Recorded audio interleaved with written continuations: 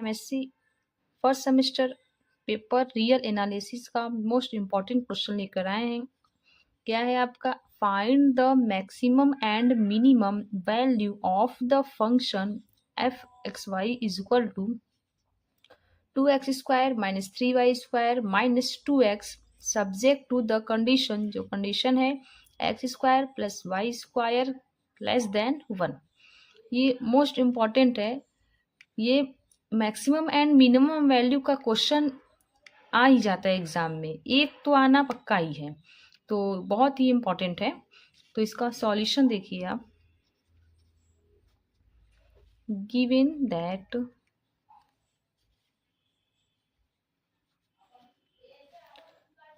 F x comma y is equal to 2x square minus 3y square minus 2x and condition क्या दिया है?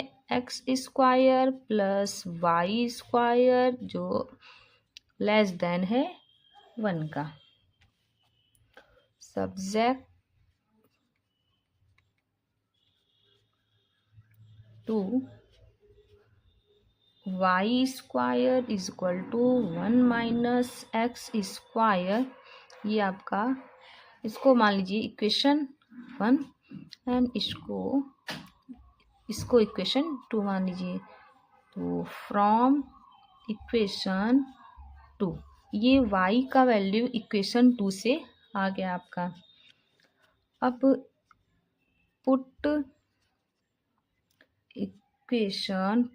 Equation 1 we get, यानी जो ये y की वैल्यू आई है ये पुट करना है आपका इक्वेशन 1 में।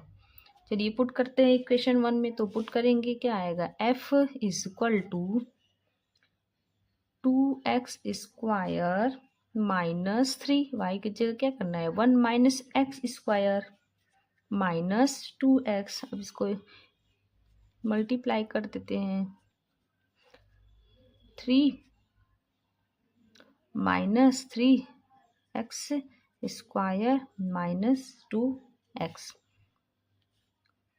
2x स्क्वायर और ये 3x स्क्वायर, ये माइनस माइनस यहाँ आपका प्लस हो जाएगा ना।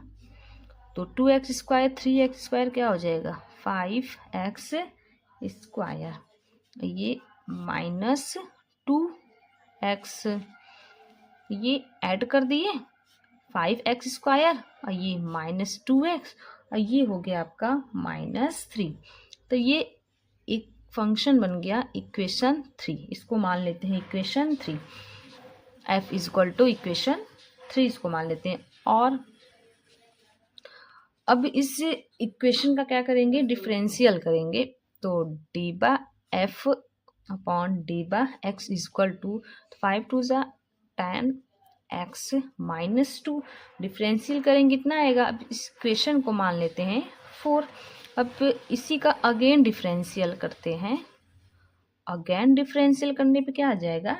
10 आ जाएगा। ये हो गया आपका इक्वेशन नंबर 5। नाउ अब देखिए क्या करते हैं।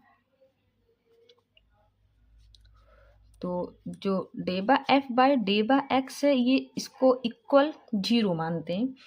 अगर डेबा एफ डेबा एक्स को इक्वल 0 मानेंगे तो क्या हो जाएगा? और तो ये 0 हो जाएगा।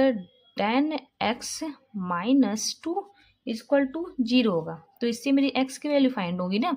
तो x इक्वल टू क्या होगा? x इक्वल टू आपका 1/5 वैल्यू आएगा। x की वैल्यू कितना आया? 1/5। तो इस x की वैल्यू इक्वेशन 3 में हम लोग क्या करेंगे? पुट कर देंगे। तो लिख देंगे यहाँ put x is equal to 1/5। यहाँ पे देखिए put x is equal to 1/5 in equation 3। Equation 3 में इसको क्या करेंगे? पुट कर देंगे। तो आप इधर देख लीजिए, इक्वेशन 3 आपका क्या है? ये है और इसमें x is equal to 5 put करना है। तो f is equal to 5 into 1/x जगह पे 1/5 का क्या हो जाएगा? Whole square minus 2 multiply 1/5 5 minus 3। तो f इज इक्वल टू, ये एक 5 कट जाएगा तो 1/5 एक ही बचेगा ना इधर, तो 1/5 माइनस 2/5 माइनस 3। जब इसको हम सॉल्व करेंगे तो f इज इक्वल टू क्या आ जाएगा, -16 बाई आपका आएगा 5। तो अब फ्रॉम इक्वेशन 5, अगर 5 को हम देखते हैं तो 5 मेरा क्या है कि डेबा स्क्वायर अपॉन एफ, 5 डेबा स्क्वायर अपॉन एफ डेबा X square is equal to 10 है। और 10 ग्रेटर देन है 0 का, 10 ग्रेटर देन है 0 का। तो देन हम ये कहेंगे देन कि ये जो वैल्यू है इज अ मिनिमम, क्या है, मिनिमम होगा। तो ये क्या हो जाएगा, मिनिमम वैल्यू होगा। क्योंकि यहाँ आप देख लीजिए, जब मेरा आर का जो आर है ग्रेटर होगा 0 का, तब हमको मिनिमम वैल्यू देगा। एंड जब आर लेस होगा आर का तो हमको मैक्सिमम वैल्यू देगा।